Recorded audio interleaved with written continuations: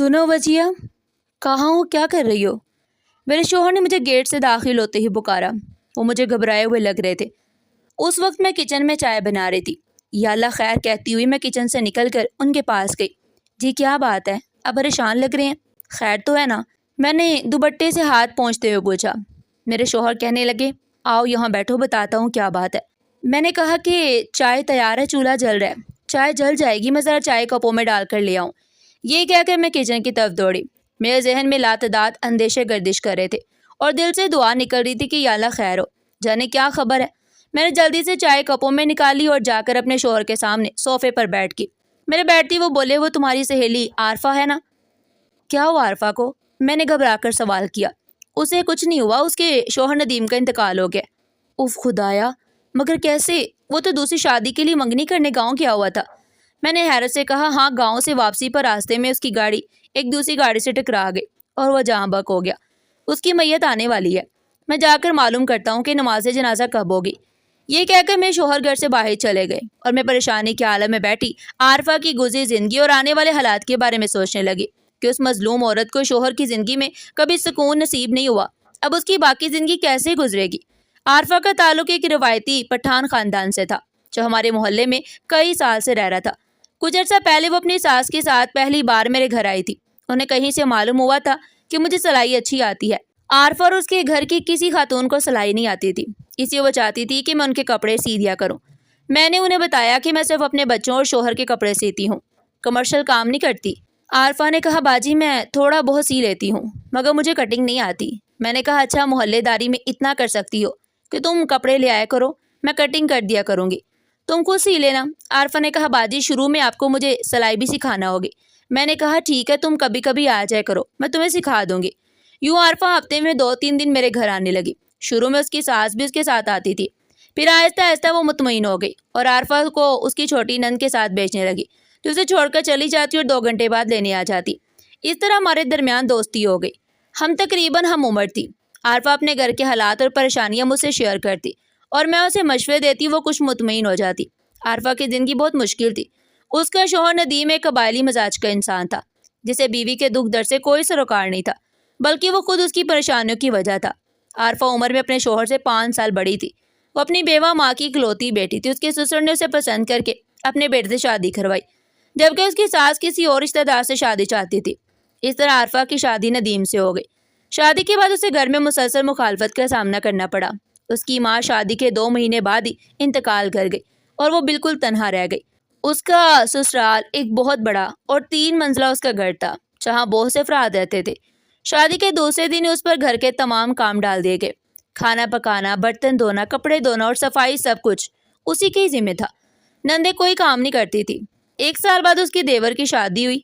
उसी दौरान आरफा उम्मीद से हो गई मगर उसे आराम का मौका ही नहीं मिला।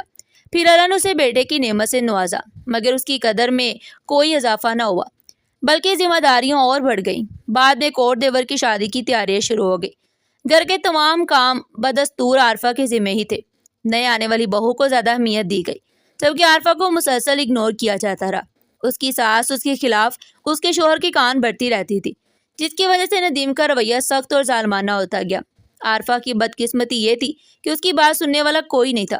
घर में उसे अगर थोड़ी सी शफकत मिलती थी तो सिर्फ उसके ससुर से मिलती थी, जिन्हें वो बाप की तरह मानती थी। मगर इस रिश्ते को भी गलत रंग देने की कोशिश की गई और उसके नतीजे में वो कई बार आरफा को रूही की तरह धुन देता था और कहता, तुम्हें मुझसे ज़्यादा अब्बा के काम और राम का ख्याल होता है, खुद अपने मुंह से बताओ क्या चक्कर है।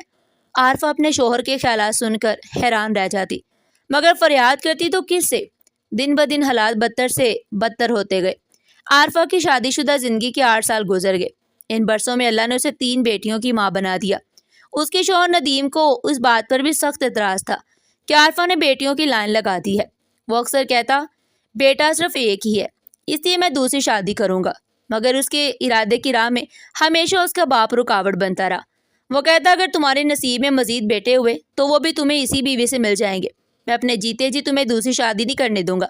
अगर तुमने ज़बरदस्ती दूसरी शादी की तो मैं तुम्हें जायदाद से आग कर दूंगा। इस कश्मकश में मजीद 7 साल गुजर गए। आरफा को खुदा ने मजीद कोई औलाद नहीं दी। उसने काफ़ी इलाज भी करवाए मगर कोई फ़ायदा नहीं हुआ। उसका शोहर उसे ताने देता कि तुम्हारी उम्र बढ़ गई है, अब तुमसे कोई औलाद नहीं होगी।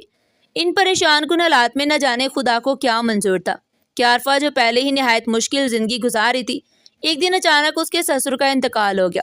عارفہ کے سر پر جو تھوڑی سی شفقت کا سایہ تھا وہ بھی اٹھ گیا۔ باپ کی وفات کے بعد ندیم بڑا بیٹا ہونے کی وجہ سے خاندان کا سربراہ بن بیٹھا۔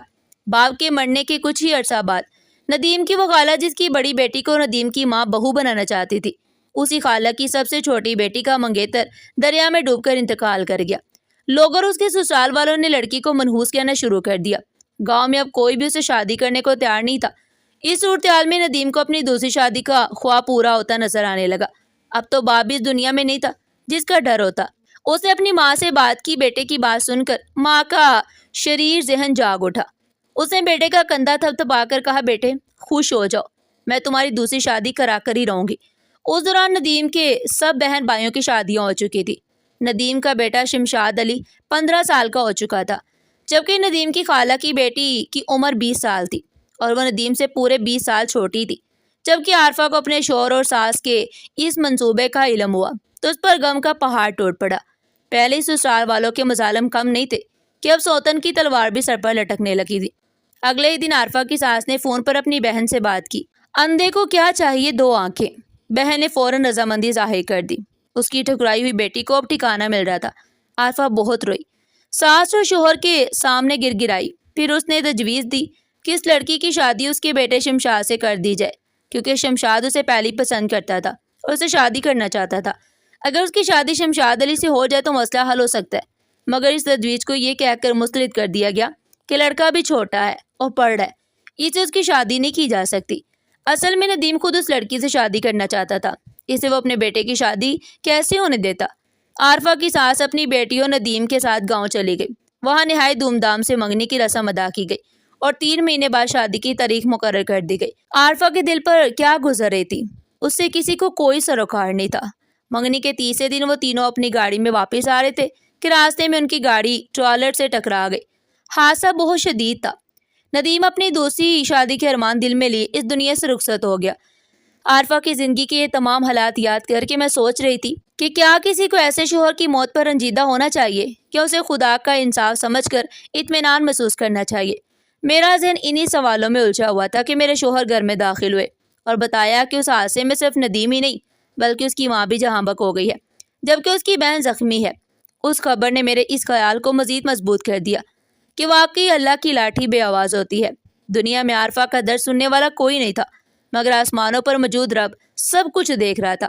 وہ مظلوم کے دل کی فریاد سن رہا تھا اور وہی سب سے بہتر انصاف کرنے والا ہے۔ آخر اس نے انصاف کر ہی دیا۔ ناظرین، آپ کو ہماری آج کی یہ کہانی کیسی لگی؟ کمنٹ سیکشن میں اپنی قیمتی رائے کا اظہار ضرور کیجیے گا، اور اس طرح کی مزید سبق آموز کہانیاں سننے کے لیے چینل کو سبسکرائب کریں، ویڈیو کو لائک کریں اور زیادہ سے زیادہ شیئر کریں۔ پھر ملتے ہیں ایک نئی سبق آموز کہانی کے ساتھ، تب تک کے لیے اللہ حافظ۔